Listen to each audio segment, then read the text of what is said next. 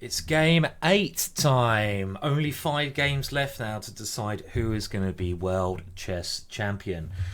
And in this game, Fabiano has the white pieces against Magnus Carlsen. And I have to say, this is certainly one of the more interesting games that we have seen so far in this World Championships. So a lot of action ahead of us, guys and girls.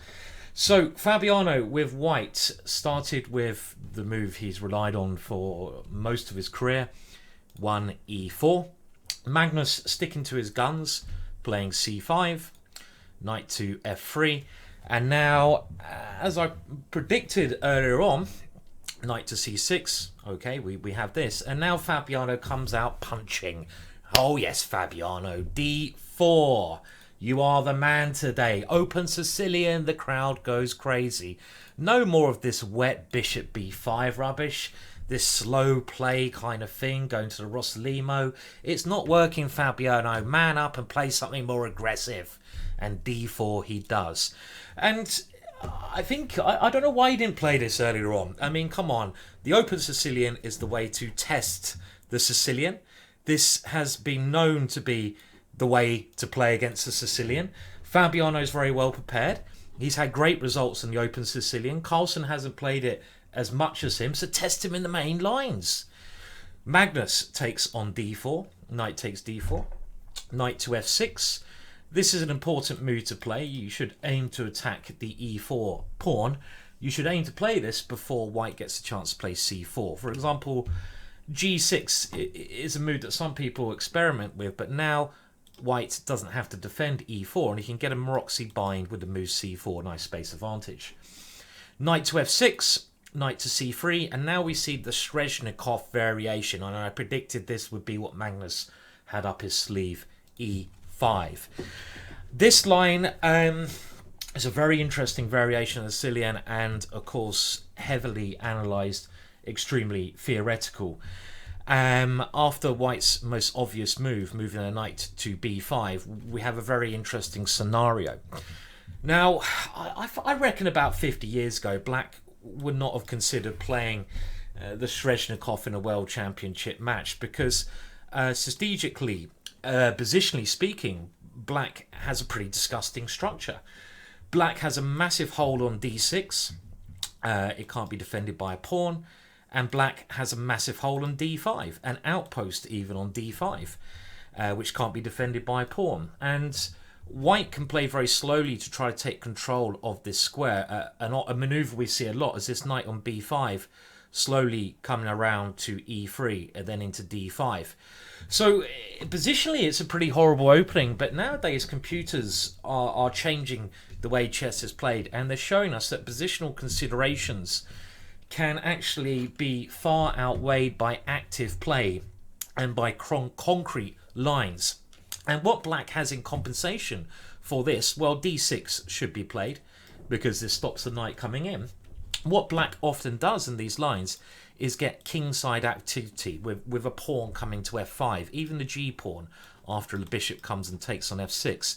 And this is what black's really aiming to play. He's aiming for aggressive kingside play. So it's a very aggressive opening, and it seems to be at top level an opening where white is struggling to prove an advantage. Now here we see a move which is quite rare. Bishop g5 is the main idea, and this is a very logical move because, as I've stated, d5 is a key square, and white aiming to control that square is a very important idea. By swapping off the bishop for the knight on f6, white can go about doing this, but Fabiano decides to play a sideline with knight d5, and this is an idea which I believe his team must have been preparing over the last couple of days, and it works out extremely well. Black can't allow a knight into c7, so you must take this knight, and now pawn takes. The reason this is not a main line for white is that these two squares, which I talked about earlier, which white had control of, white dreams of putting a knight on d5 and attacking d6, no longer possible. These two squares here are under black's control now. But on the other hand, black has to lose a tempo moving his knight. Knight b8 is the main line. No point moving it to e7 where it gets in the way. This knight eventually wants to come towards the king side or to c5. And white now has this pawn majority on the queen side. I mean, I'm just personally happy to see an unbalanced pawn structure. White has a majority on the queen side, black has a majority on the king side. So we're going to have attacking from black on the king side, attacking from white on the queen side. This is what I want to see in a chess game. Some imbalancedness. Even if it is an equal position, which is not according to computers, we get an unbalanced fight, a real fight upon our hands. And now a4. This was Team Fabiano's preparation, gaining some useful space and stopping black from playing a6 and b5. You don't want to allow black to take control of the queen side. Magnus develops bishop e7. White does the same. Both sides castle their kings. Knight d7. That knight either coming to c5 or coming to f6. Bishop d2. And now f5. Magnus starts his king side play. This is what we want to see. a5. Fabiano aims to get some grip on the queen side in this position. And a6 is a move that could trouble black. So black now plays a6 himself. But this does now create a hole on the b6 square.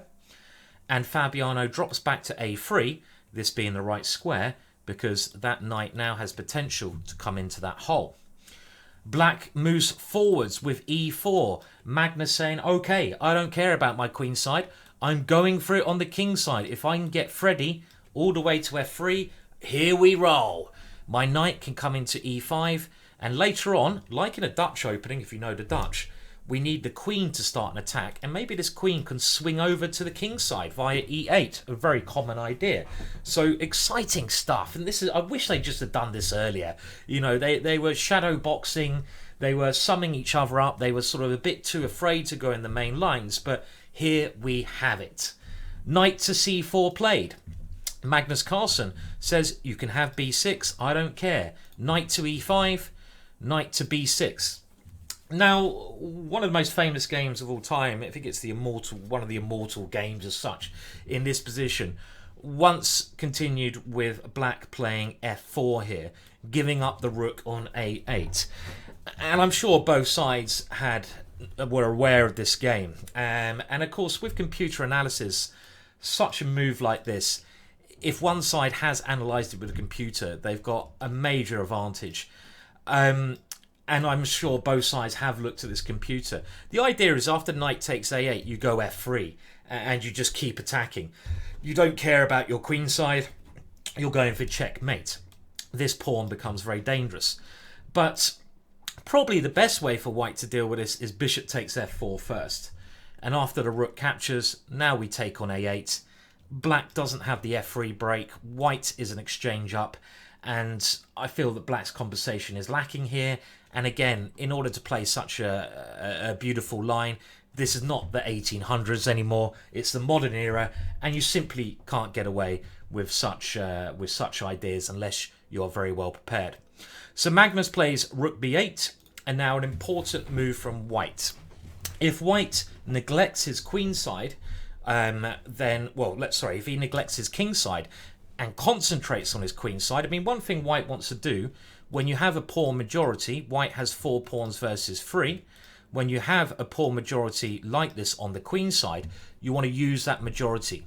So one thing white generally wants to do is play c4, b4, c5. This is the ideal pawn break, because then you get a passed pawn, the c pawn becomes passed. But if you play this move straight away, you're completely neglecting black's pawn majority. And as we've seen before, black's move f4 becomes with force. And I wouldn't like to be sitting with the white king here. I mean, okay, you might get a passed pawn, but you might also get checkmated. And you know what? I don't want to get checkmated if it means me getting a passed pawn. So you don't want to allow these guys to start rushing you. So f4 from Fabiano is an important move to play. Magnus now takes on f3. This keeps more flexibility. Bishop takes f3. And around here, he plays a move which is quite a common idea. But I mean, it's a move I would like to play, but I'm not sure if it should be played straight away. Maybe a move like f4 would be more key here, with a bishop coming into play, trying to get that bishop in the game. An idea I'd like to play is even queen to e8, maybe try to get this queen over, harassing the white king. Magnus goes g5. All credit to his brave play, and this is what the crowd wanted to see. We wanted to see this violence on opposite sides of the board, but is this really the right way to play here? I mean, it's a lot of moves until you can attack the white king, and at the end of the day, these three pieces are sleeping. I mean, I love attacking. You should know that by now if you've seen my chess. But even here, I have some doubts. Fabiano continues with c4, of course, continuing his plan. And now Magnus plays f4. Bishop c3, a very good move, because g5 is aggressive, but it's also weakened the black king. There's all these holes around here, around the black king. Magnus develops a bishop f5, and this is probably a mistake here. Magnus should really, I mean, I'll be honest, I'm kind of struggling to find an appropriate move here, but maybe something like bishop f6 is the way black should play. At least fighting for this diagonal, securing the knight, maybe allowing the queen to come over to the king side via g7, and then pushing with g4.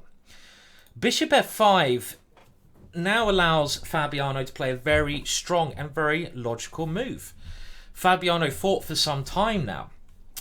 As we stated before, he has the majority of pawns on the queen side. I mentioned he goes b4 and c5 and a lot of lines, but he doesn't even necessarily need to play b4 first. Timing in such double-edged positions is key. Every tempo you can save to achieve some kind of break is a tempo which will put your opponent under more pressure. And Fabiano now plays the excellent move c5 immediately.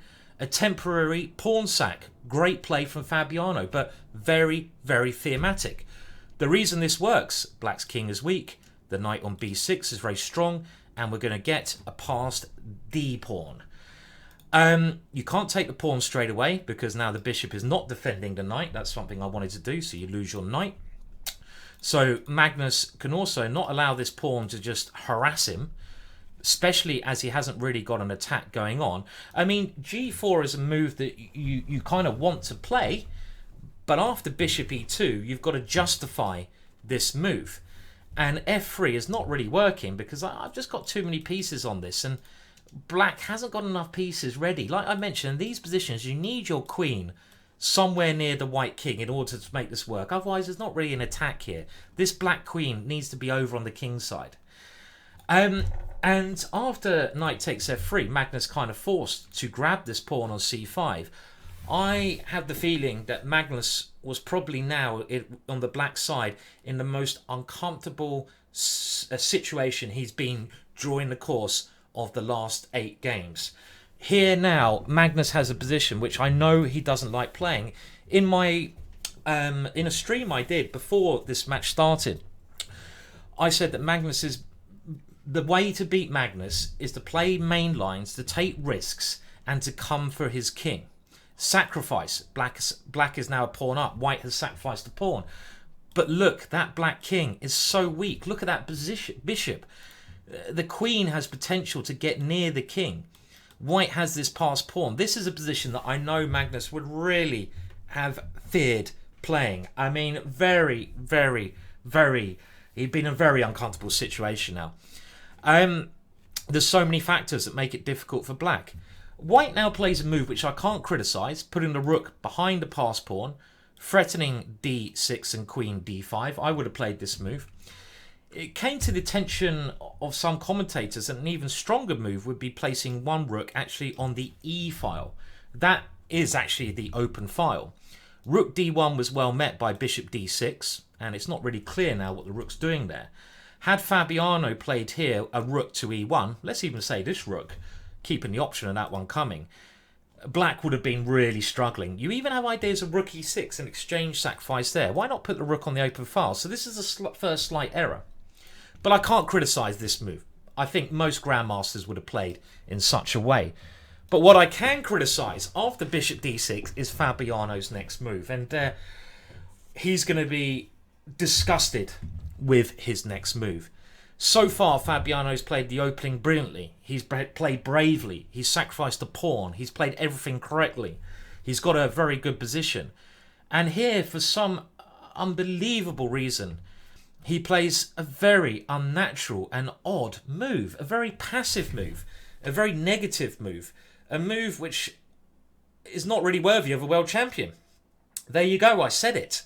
Don't kill me, Fabiano. It's my job to be critical, and I am. He plays the move h3. Now, of course, you're a little bit concerned about black playing g4, but in a situation like this, the first thing you have to think about, is g4 really a threat? If you don't think it is, and you should be worried about it, thinking about it, then you don't need to stop it. Little moves like h3, like I said earlier, don't lose tempos. White sacrificed the pawn. He's following up with a passive move h3. Also, you constantly in chess have to be thinking about your opponent's ideas.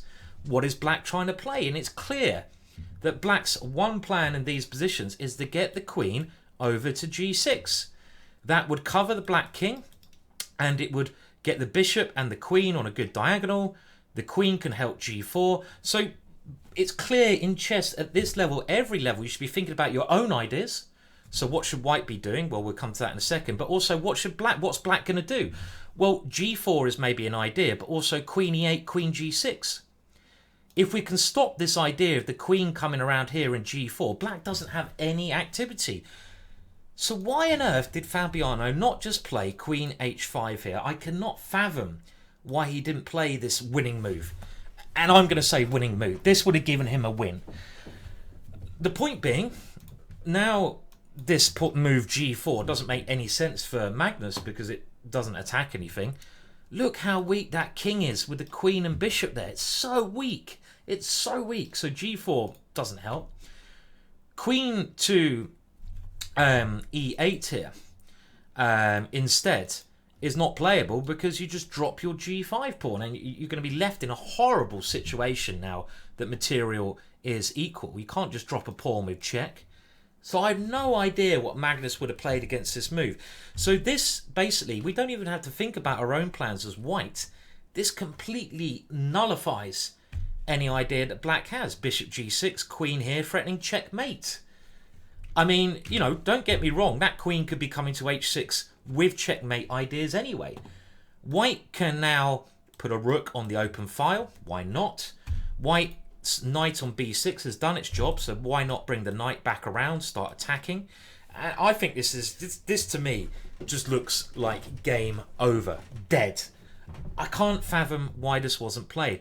I mean, even here, another move to stop queen e8, knight c4 looks very logical. Again, the knight's not really doing anything there anymore. Let's attack the bishop. Let's centralize it. Let's stop queen e8 because the knight takes here. The question in this line is g4 a threat? Well, I don't even think this is a threat. We go queen f2. If g3, so what? We go queen f3. If you take on h2, so what? I go king h1. I don't see what you're doing as black. My king is extremely safe. I'm using your pawn as a shield. My knight works very well. The black king is completely naked. And Fabiano would have won this game. The move h3 is such a negative move, and I mean, okay, I can understand it. White thinks he's got a dominating position, but after queen e8, knight c4, queen g6, black has just enough time to consolidate his position. He's getting ready to put a rook on d8, he's getting ready to play g4, his queen defends his king. White has missed his chance. Okay, I am being harsh towards Fabiano, but we know that's kind of a job as a commentator, and at such a high level, one missed opportunity in one game is enough. You only get one chance against Magnus Carlsen generally, if that, and you've got to take him if you want to be world champion. The game now, it basically dries up very quickly. Fabiano must have realised he missed his chance. He goes h4. Magnus now swaps off, and we get an opposite kind of position. White's still better because he has the passed pawn, but Magnus first of all consolidates his bishop on g4. He wants to keep his bishop on this diagonal because he wants to control the d7 square, but he wants first of all to put his bishop somewhere secure. g4 is a nice secure square. He puts it on g4. Fabiano plays rook f6, king f7 played, and even here, I mean, I would have thought that Fabiano would have pushed a lot here. Rook e8 played, rook f1 check, king g8, rook f6. I think Fabiano's played this well so far. Rook e2, Magnus getting as active as possible. And again, around here, I think I now, you know, the way we can understand Fabiano's next couple of moves, I think he realised it. It's probably going to be a draw, and he was just so annoyed he's let what he must have known was a major advantage slip away from him. Could have won in the World Championships that one game. I mean, he's got to recover mentally from not winning this one now. Magnus Carlsen will be full of vigour after this game because it is heading towards a draw. Okay, I'm giving the result away now. But Magnus Carlsen will be you know, he knows he's saved a whole point, so he's going to be full of energy. I now think Magnus will come out with a win in the next round. But even here, after rook e2, I mean, I don't understand the next move. Rook g6. This allows Magnus's king to get nearer to the d pawn. Why didn't Fabi play rook b6 here, defending his pawn, threatening the pawn on b7? The d pawn is still going to cause some trouble, and Magnus still has some problems here. I mean, you probably had to play the passive move bishop to c8 here.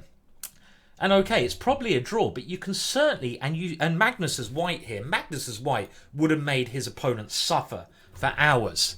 I mean, just for the fact that black is passive with a bishop. Okay, the rook is good, but it's only one good rook. And I mean, you know, even here I don't understand the next couple of moves. Rook g6 check, allowing the king to come nearer. Rook b6, I'd have thought. d6. And this is really just one tricky move. There is a threat here. If black goes rook takes b2, it's white to play and win, but these guys are not patsers. How can white win here? This bishop is the key defender. Get rid of the bishop. And now d7, d8, queening, and white is a piece up. But Magnus is not a patzer. He just puts his rook behind the passed pawn. And now, after rook g5, they agree a draw.